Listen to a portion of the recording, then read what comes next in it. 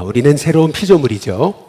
새로운 피조물이라고 하는 얘기는 어떻게 해서 새로운 피조물인가?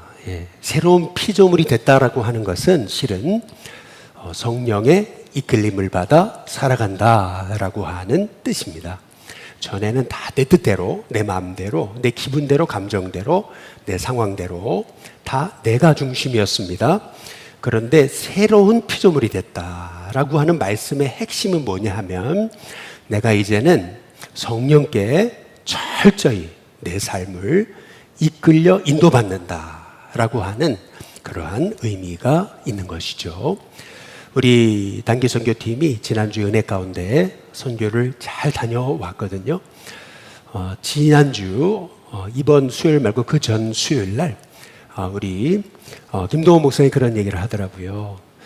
실은 본인이 보니까 우리 교회가 일신교회라는 교회가 가장 1프로젝트는 리모델링인 것 같은데, 교회 리모델링인 것 같은데 오히려 리모델링은 뒤쪽에 있고 오히려 선교가 맨 앞에 있는 것처럼 보인다. 이제 이런 얘기를 이제 하셨어요.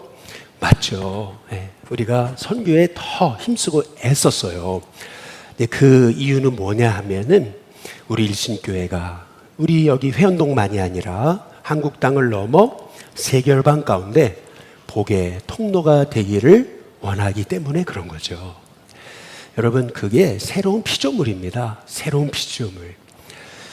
분명히 예수님을 믿을 때 그런즉 그리스도 예수 안에 있으면 새로운 피조물이라 라고 말씀하셨잖아요. 그러면서 보라라고 말씀하세요. 성경에서 보라라고 하는 말씀이 나오면 항상 그 굉장히 중요한 말씀에는 항상 그 앞에 보라가 붙었어요.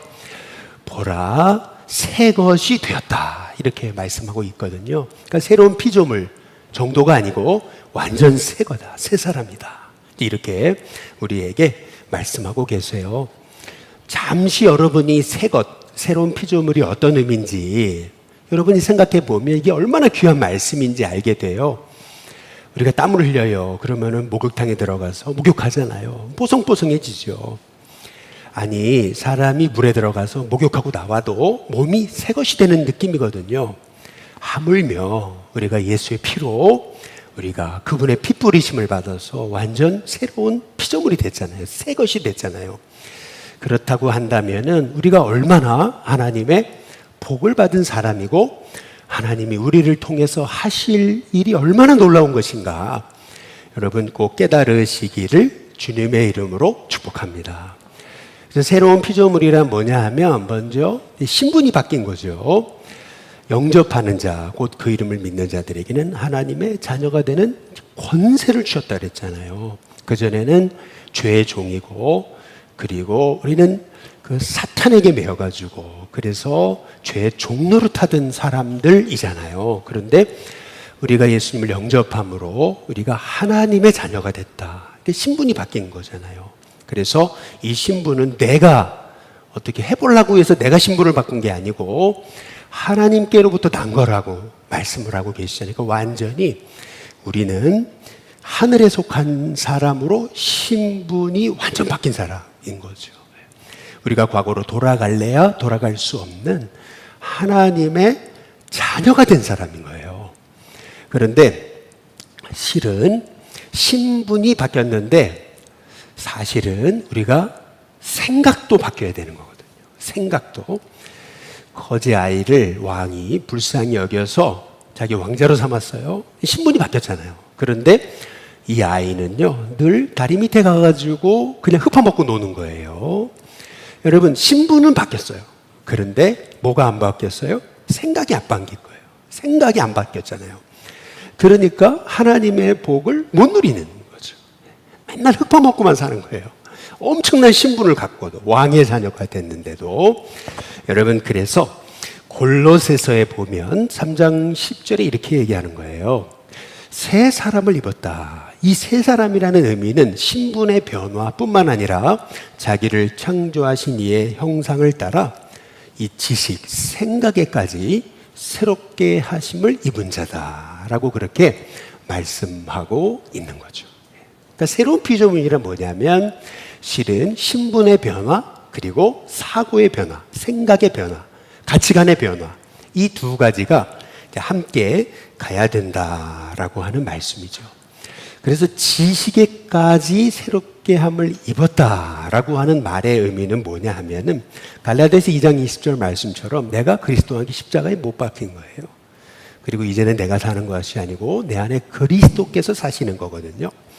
그러니까 쉽게 말하면은 뭐냐 하면은 새로운 피조물, 새 사람, 새 것이다 라고 하는 말의 의미는 뭐냐 하면 이제는요 성령님께 내 안에 찾아오신, 주인으로 찾아오신 성령님께 이끌려 살 때 우리는 새로운 피조물 답게 살게 되는 거예요. 답게 살게 된다. 그래서 새로운 피조물로 내가 하나님의 자녀라는 신분을 얻었다면, 그것이 축복이 되려면, 그러면 이제부터는 성령의 이끌림 받는 거. 여러분, 이건 선택이 아닙니다. 성령이 이끌림 받아야 저와 여러분의 삶이 신분에 합당한 복을 받는, 복을 누리는 하나님의 종들이 되게 될 줄로 믿습니다. 여러분, 성령에 이끌려 사십니까? 성령에 이끌려 사세요? 제임스 패커라고 하는 21세기 복음주의 가장 거장이라고 하는 분이 이런 얘기를 했어요. 삼일체 하나님, 성부, 성자, 성령, 하나님의 세 이 위격 중에서 가장 주목받지 못하고 소외받았던 그분이 성령님이시라는 거죠. 그러니까 예를 들면 이런 거예요. 이분이 하는 말이 이거예요. 이 성경 구절을 예를 들면서 이렇게 일을 하시는 거예요. 사도행전 19장 한번 2절을 보시면은 한번 다 함께 같이 한번 읽어볼까요? 같이 읽습니다. 시작. 이르되 너희가 믿을 때에 성령을 받았느냐? 이르되 아니라 우리는 성령이 계심도 듣지 못하였노라. 이게 무슨 대화냐면 바울이 에베소에 갔거든요. 그랬더니 그리스도인 행색을 하는 사람도 있는 거예요. 제자라고 그러면서 굉장히 열심히 뭔가 하는 사람들이었어요. 그런데 바울이 보기에는 그리스도인 같지 않은 거예요. 그리스도인답지 못한 거죠. 그래서 바울이 묻는 거예요. 너희가 믿을 때 성령 받았냐? 이렇게 물으니까 뜻밖의 대답을 하는 거예요. 이분들이 제자라고 하면서, 그리스도인이라고 하면서 그 에베소에 있었던 그리스도인들이 뭐라 하냐면, 아니 성령이 누군데 나는 그분이라는 분이 계신지도 몰랐는데, 이제 이렇게 얘기를 하고 있는 거죠. 그러니까 바울이 그 모습을 보면서 다시 복음을 전하잖아요. 그리고 그들을 위해 기도하는 거죠. 성령을 받게 되는 것을 이제 보게 되는 것을 우리가 사도행전 19장을 통해서 보게 이제 되는 거죠. 실은 에베소에 있던 그 제자들, 제자라고 하는 사람, 그리스도인이라고 하는 사람, 그리스도인이 아니었던 거죠. 그래서 바울이 다시 복음을 전한 거예요. 예. 그러니까 쉽게 말하는 뭐냐면, 우리가 겉으로는 그리스도인이고 겉으로는 성도라 그러고 겉으로는 제자라 그래도 성령의 이끌리심을 받지 못하는 사람이 너무 많다. 그러니까 성령의 이끌림을 받아야 우리가 진짜 이 어두운 세상 속에서 하나님의 빛을 드러내는 건데, 이 성령의 이끌림 받는 것은 선택이 아닌데 우리는 너무 성령님께 주목하지 못했다, 이끌림을 받지 못했다 라고 하는 거예요. 여전히 구원받았는데 다 과거에 매여 있어요. 옛날 방식이에요. 여전히 내 거 고집하고 여전히 내 생각, 여전히 내 뜻이거든요. 여러분, 그래서는 성령이 우리 가운데 역사할 수 없다 라고 하는 것을 우리가 믿으면서 오늘 특별히 우리가 안디옥교회를 중심으로 그러면 성령의 인도받는 사람은 어떤 사람인가 라고 하는 것을 함께 좀 살펴보기를 원하는데요. 여러분, 우리가 안디옥교회를 생각해 보게 될 때 실은요, 아니 예루살렘 교회를 하나님 쓰셨을 것 같은데 이상하게, 아니 예루살렘 교회 성령 임해가지고 그 폭발적으로 부흥해가지고 막 5,000명, 10,000명 넘어가기 시작했잖아요. 그런데 놀랍게도 예루살렘 교회는 이 세계 복음화의 주인공이 못 되는 거예요. 반면 안디옥 교회는 놀랍게도 이방 땅에 세워진 그러한 후발주자, 소위 말하면 개척교회로 시작했던 교회가 세계 선교의 주인공이 되는 거예요. 근데 이게 왜 그렇게 됐든가? 이 성경이, 사도행전이 우리에게 말하고 있는 게 있는 거예요. 그것을 우리가 봐야 돼요. 그래서 안디옥 교회를 중심으로 성령에 인도받는 사람은 어떤 사람인가 라고 하는 걸 좀 살펴보기를 원하는데요. 사도행전 13장에 보면은 안디옥 교회에 대해서 이렇게 1절에 이렇게 얘기하는 거예요. 안디옥 교회 선지자와 교사가 있다 그러면서 첫 번째 사람 바나바 하면 쭉 얘기를 하잖아요. 마지막 사람이 누구면 사울이에요. 쭉 이 안디옥 교회의 지도자들을 쭉 얘기를 해요. 시작은 바나바, 끝은 사울이에요. 다시 말하면 안디옥 교회는 바나바로 시작해서 사울로 끝나는 거예요. 이 두 사람이 핵심 인물이에요. 가장 중요한 사람들이에요. 그런데 사도행전 13장 2절에 3절에 보면 이렇게 주를 섬겨 금식할 때, 금식했다고 섬겨라는 단어는 예배드려야 돼요. 안디옥 교회가 예배드리면서 금식할 정도로 그렇게 은혜가 뜨거웠던 교회인데, 그런데 갑자기 성령이 말씀하시죠. 성령이 이끄시기 시작하는 거예요. 그런데 뭐라 하냐면 내가 불러 시키는 일을 위해 바나바와 사울을 따로 세워라. 따로 세워라는 말이 무슨 말이냐면은 선교사로 보내라는 거죠. 그런데 이에 금식하며 기도하고 그랬어요. 금식하며 기도한 이유는 뭐냐면 하나님의 뜻 맞습니까? 다시 한번 확인한 거죠. 그러면 맞잖아요. 그래서 어떻게 했냐면 이 두 사람에게 안수하고 그리고 그들을 보내는 일을 했던 것이 안디옥 교회였던 거죠. 실은요, 이 바나바와 사울을 이 안디옥 교회가 선지서로 파송할 수 있었던 그 원인은 뭐냐면요, 사실 그 쉬운 일이 아니었어요. 그 교회되게 했던 인물이고, 교회를 폭발적으로 붕괴했던 인물들이고, 그리고 진짜 그리스도인이 되도록 성경으로 그들을 세웠던 사람들이 바울과 바나바예요. 이 두 사람의 핵심 인물이에요.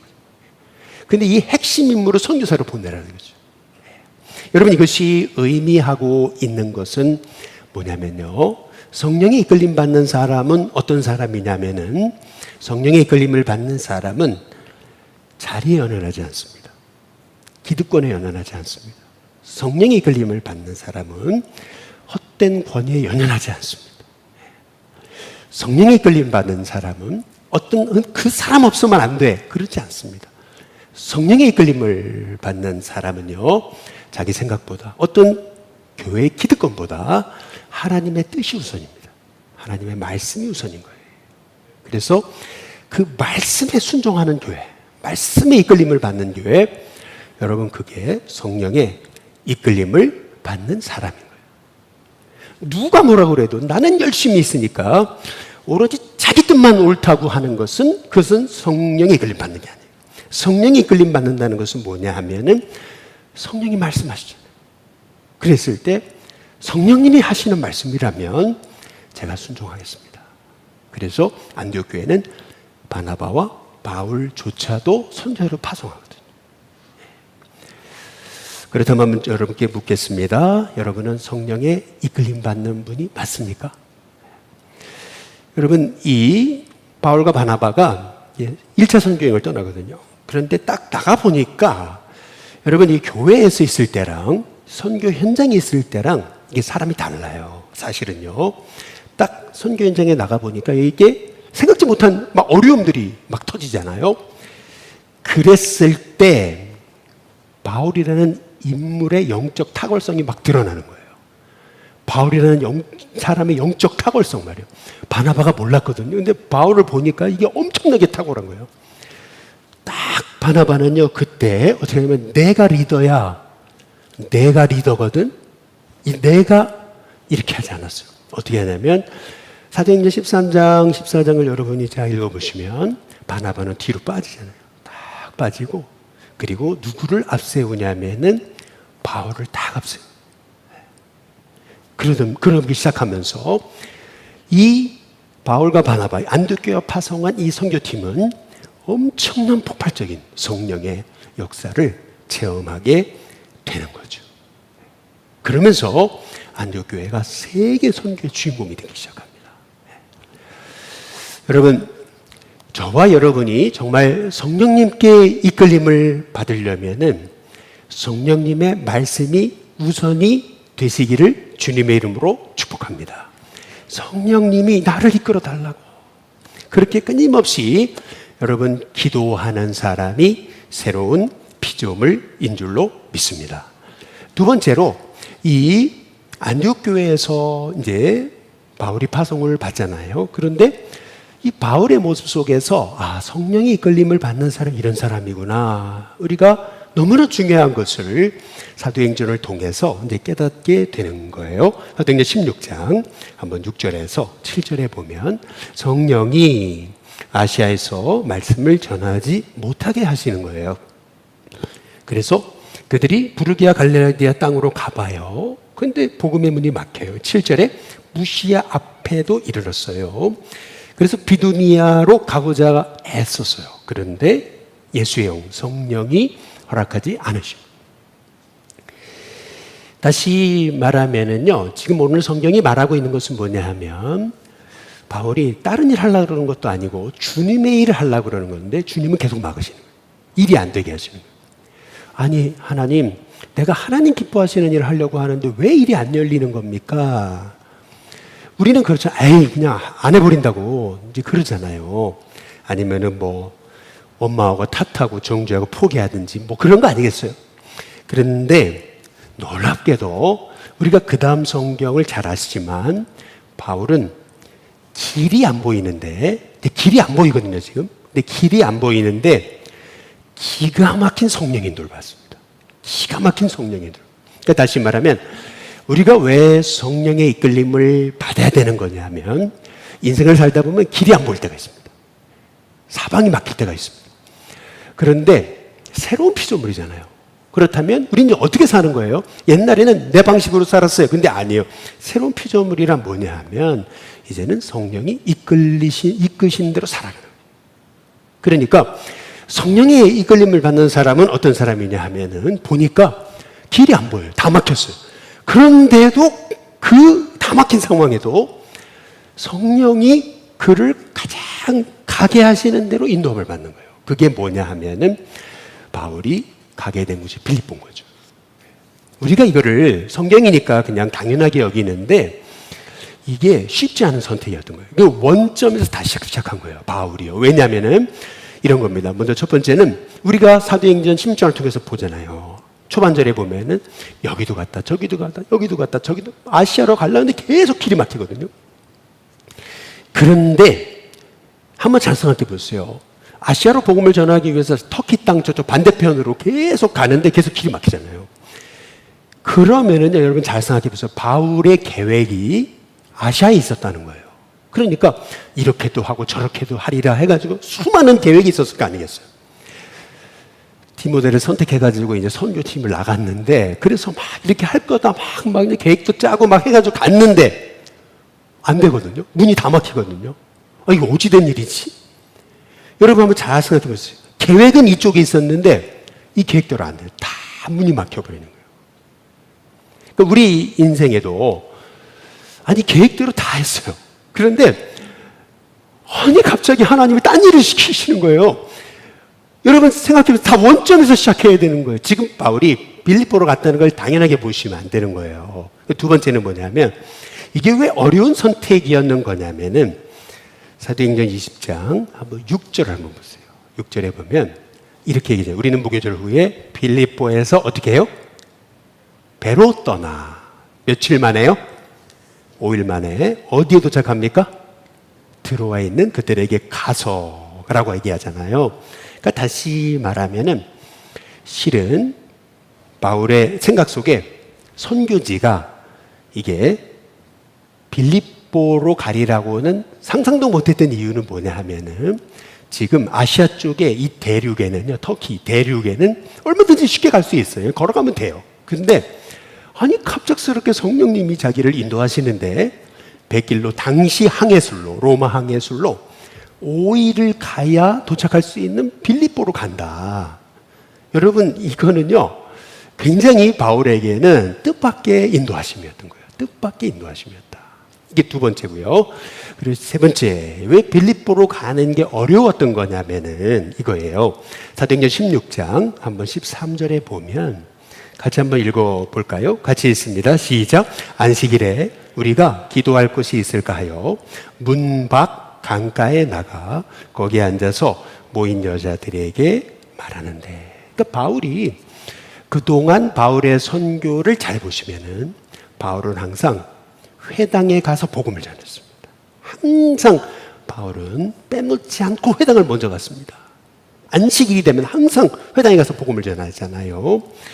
그런데 실은 빌립보에 가서는 회당을 안 가요. 왜 안 갔을까요? 안 간 게 아니고 못 간 거거든요. 왜요? 빌립보에는 회당이 없었던 거예요. 그러니까 다시 말하면 이것이 의미하는 것은 뭐냐면 이거잖아요. 우리가 예수님교회가 그동안 10여 년 노인정 전도를 했단 말이에요. 노인 전도가 제일 쉬운 거예요, 우리는. 그냥 그렇게 하면 전도문이 열리는 거예요. 근데 안 되는 거죠. 안 돼요. 어느 순간 안 돼요. 그럼 어떻게 해야 돼요? 아니, 지금 바울로서는 회당 가면 제일 쉬운 거예요. 그런데 회당이 없어요. 그럼 어떻게 해야 되냐는 거예요. 그래서 바울이 여기 문 밖 강가에 나가서 거기 앉아있던 여자들에게 기도처가 있습니까? 묻는데 그때 성령께서 루디아를 딱 붙여주시면서 루디아의 마음을 열어서 바울의 말을 따르게 하신 거죠. 여러분, 사실은요, 바울이 빌립보로 가게 된 거, 이것은요, 엄청난 믿음의 결단이었던 거예요. 엄청난 믿음의 결단. 그래서 분명히 사도행전 16장에 보시면은 성령이 꿈을 꾸게 하셨을 때 분명히 우리를 보내시는 것이 맞다. 그래서 우리가 같이 모여서 기도하고 맞냐 여쭤보고 맞다. 맞을 거다. 그래가지고 빌립보로 가게 되는 그 장면이 성경에 기록되어져 있는 것이죠. 여러분, 우리가 왜 성령의 인도를 받아야 되는 거냐면요, 여러분, 하나님의 계획은 언제나 나의 계획보다 크시기 때문에 그렇습니다. 항상 성령의 계획은 내 계획보다 크십니다. 그래서 때로는 성공만이 아닙니다. 때로는 실패조차도 성령이 나를 이끄시는 도구가 될 수 있다라고 하는 거예요. 계속 문이 막히고 왜 이러시지? 왜 이러시지? 그런데 갑자기 꿈을 꾸게 하시더니 빌립보라 그러죠. 생각 안 했는데 이 맞는가? 팀 더 모아놓고 같이 기도하면서 우리가 맞는지 한번 기도해보자. 기도하다 보니까 맞다. 우리를 부르시는 게 맞는 것 같다. 그래서 같이 배 타고 가는 거거든요. 여러분 한번 잘 생각해 보셔요. 바울이요, 로마로 가게 된 것도 똑같습니다. 로마로 가게 된 것도 바울이요, 가이사랴에 있던 그 감옥에 구류되잖아요. 몇 년간요? 2년간이에요. 아무것도 못했어요. 아니, 내가 지금 복음 전하겠다고 생명 걸고 예루살렘까지 왔는데 왜 나를 여기 가이사랴에 보내가지고 아무것도 못하게 하시는지 그냥 옴짝달싹 못하게 하시고. 근데 놀랍잖아요. 이 바울이요, 총독들 앞에서 자기를 변호할 수 있는 기회들이 생기는 거예요. 그때 바울은 어떻게 하냐면요, 나 살려달라고 자기 변호하는 게 아니고요, 총독을 만날 때마다 예수님을 전해요. 총독을 만날 때마다 오직 그리스도만 전해요. 심지어는 여러분, 바울이 전했던 복음의 내용이 거기 나오잖아요. 바울이 전했던 내용 중에 하나가 뭐냐 하면 의, 절제, 장자원리, 심판이었어요. 심판. 아니, 나 살려달라 그러는데 심판에 대해서 얘기할 수 있어요. 그러니까 무슨 말이냐 하면은 바울은요, 자기 생명이 연연하지 않았어요. 그리고 오직 하나님 복음 전하기 위해서 인생을 드렸던 거죠. 성령님의 이끌림을 받아요. 그래서 그 총독들 앞에 담대하게 예수님을 전한 거예요. 그런데 그것이 계기가 돼가지고 바울은 어디를 가요? 로마로 가잖아요. 결국 로마로 가는 거예요. 이게 왜 성령의 이끌심이었다고 말씀을 드리는 거냐면은 로마서 한번 1장 13절에 보시면은 바울이 얘기하죠. 형제들아, 내가 여러 번 너에게 가고자 한 것을 너희가 모르기를 원하지 않는다. 이렇게 얘기하면서 바울이 뭐라 그래요? 이는 너희 중에서도 다른 이방인 중에서 같이 열매를 맺으려고 몸부림쳤는데, 근데 바울이 그러잖아요. 지금까지 길이 막혔다. 이렇게 말하잖아요. 지금까지 길이 막혔다. 고린도에서 로마 교회 성도들에게 편지를 쓰면서 그렇게 가려고 몸부림쳤는데 계속 길이 막혔다. 계속 길이 막혔어. 그런데 뜻하지 않게 예루살렘에 갔다가 죄수가 돼서 가이사랴에 딱 2년 동안 구금됐는데 뜻하지 않게 하나님이 총독들을 통해서 바울을 로마로 보내셔. 여러분 한번 잘 생각해 보셔요. 왜 우리가 성령의 이끌리심을 받아야 되는 거냐면은 성령의 이끌리심을 받아야 내 힘으로 용을 써도 안 되던 것들이 되기 시작합니다. 놀라운 거예요. 내 힘으로 그렇게 하려고 해도 안 되던 것들이 성령의 이끌리심을 받으니까 그분이 하시는 것을 보게 되더라. 그분이 하십니다. 그래서 여러분 이제 우리가 새로운 피조물이 됐다라고 하는 사실은 이제 성령의 이끌림을 받는 하나님의 종들이 된다는 것임을 깨닫는 저와 여러분이 되시길 주님의 이름으로 축복합니다. 그래서 성령의 이끌림을 받는 사람은 어떤 사람이냐면 마지막 세 번째로 요한복음 15장 26절에 보면은 이렇게 얘기하는 내가 아버지께로부터 너에게 보낼 보혜사 곧 아버지께로부터 나오시는 진리의 성령 그분이 오실 때 그가 누구를 증언해요? 나를 증언하실 것이다.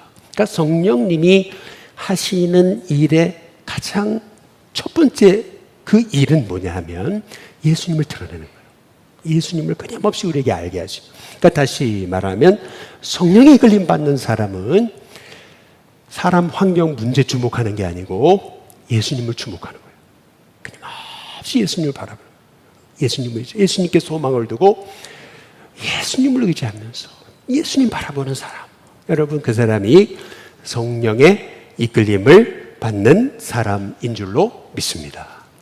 그런데 요한복음 15장 26절 다시 한번 띄워줘 보시면은 아주 중요한 말씀이 있어요. 그게 뭐냐면 성령님의 이름을 예수님이 이렇게 붙여주시잖아요. 뭐라 그러냐면 진리의 성령이죠. 예. 여러분 성령의 이끌림 받으며 살아가시기를 원하십니까? 성령의 이끌림 받으려면 여러분 말씀 앞에 늘 여러분 자신을 내어드리시기를 주님의 이름으로 축복합니다. 말씀의 인도를 받아야 됩니다. 성령의 인도받는다면서 우리가 말씀이 없다면 예수님 바라보지 않는다면 성령의 이끌림 받을 수 없습니다. 성령의 이끌림 받는 사람은 예수님께 주목하는 사람이고 그리고 성령의 이끌림 받는 사람은 늘 말씀 앞에서 내 삶을 비추어 보고 내 삶이 하나님의 뜻이 아니라면 철저히 내 삶을 하나님의 뜻에 방향 맞추는 사람 여러분 그 사람이 성령의 사람인 줄로 믿습니다. 그래서 다음 주에 저는 성경이 정말 우리의 인생을 걸 만한 가치가 있는가 성경 정말 내 인생을 성경에 걸어도 되는가 라는 것에 관한 말씀을 금요일 날 좀 나누고자 하는데요. 결론을 말씀드리면 그렇습니다. 성경은 우리의 인생을 걸 만한 가치가 있습니다. 왜? 성경은 하나님의 말씀이기 때문에 그런 줄로 믿습니다. 여러분 하나님의 사람 맞으세요? 새로운 피조물 맞으십니까? 여러분 저와 여러분이 진짜 새로운 피조물이라면은 로마서 8장 14절의 삶이 저와 여러분의 삶이 되어야 되는 것입니다. 우리 다 한번 같이 읽어보겠습니다. 같이 읽습니다. 시작. 무릇 하나님의 영으로 인도함을 받는 사람은 곧 하나님의 아들이라. 그러니까 거꾸로 얘기하면 하나님의 아들은 하나님의 영으로 인도함을 받는 사람이다. 다시 말해 새로운 피조물이란 뭐가 새로운 피조물이냐? 새로운 피조물은요 성령의 이끌림을 받는 사람. 그러니까 다시 말하면 성령의 이끌림 받지 않으면 우리는 새로운 피조물답게 살 수가 없는 거예요. 성령의 이끌림 받아야 되는 거예요. 이제는요. 여러분 성령의 이끌림을 받기 시작하면 그러면 기득권이나 자리에 연연하지 않습니다. 성령의 이끌림 받는 사람은 길이 보이지 않는 데서도 놀라운 가장 정확한 성령의 인도하심을 받습니다. 성령의 인도를 받으면은 용을 써도 안 되는 게 되기 시작합니다. 여러분, 무엇보다 성령의 인도받는 사람은 예수님을 바라봅니다. 성령의 인도받는 사람은 예수님을 소망으로 삼습니다. 성령의 인도함을 여러분 매 순간 받는 사람은 실은 말씀을 통해서 진리의 성령의 이끄심을 받습니다. 여러분, 이제 저와 여러분이 성령의 이끌림을 받아 살 수 있기를 주님의 이름으로 축복합니다. 그것이 입신교회가 정말 이 땅의 새로운 피조물로 복의 통로가 되는 비결입니다. 열방 가운데 하나님의 복을 심으려면 우리는 안디옥교회처럼 돼야 됩니다. 성령의 이끌림 받아가지고 성령의 인도하심을 따라서 나의 삶을 드리고, 그래서 성령의 말씀하심을 쫓아서 내가 살아갈 때 저와 여러분은 하나님이 존귀하게 하나님의 뜻을 이루시는 복된 삶으로 쓰임받게 될 줄로 믿습니다.